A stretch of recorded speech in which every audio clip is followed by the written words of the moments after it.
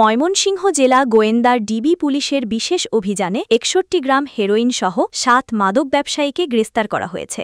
সোমবার ১ জুলাই রাত ৯টার দিকে নগরীর পাটগুদাম ব্রিজ সংলগ্ন জয়বাংলা চত্বরের দক্ষিণ পাশের পাকা রাস্তা থেকে তাদের আটক করা হয়। পুলিশ জানায়, ময়মনসিংহ জেলা পুলিশের সার্বিক তত্ত্বাবধানে অতিরিক্ত পুলিশ সুপার দিকনির্দেশনায় এবং জেলা গোয়েন্দা শাখার অফিসার ইনচার্জের নেতৃত্বে এসআই অঙ্কন সরকার, সঙ্কীয় ও ফোর্সের সমন্বয়ে এ অভিযান চালানো হয়। গ্রেফতারকৃতরা হলেন শহীদুল ইসলাম, খোকন চন্দ্র রায়, রকন হাসান, রনি বণিক, নাজমুল বাড়ি খান ওরফে রাসেল, মাজহারুল ইসলাম নীরব। পুলিশের দাবি, আটককৃতরা দীর্ঘদিন ধরে মাদক কারবারের সঙ্গে জড়িত। তাদের বিরুদ্ধে মাদক, ছিনতাই সহ একাধিক মামলা রয়েছে। ডিবি পুলিশের পক্ষ থেকে জানানো হয়, এই চক্রের সঙ্গে জড়িত অন্যদেরও গ্রেফতারের অভিযান অব্যাহত রয়েছে। উদ্ধারকৃত ৬১ গ্রাম হেরোইন সহ ৮ জনের বিরুদ্ধে কোতোয়ালি মডেল থানায় নিয়মিত মামলা দায়ের করা হয়েছে এবং তাদেরকে আদালতের পক্ষের মাধ্যমে কারাগারে পাঠানো হয়েছে।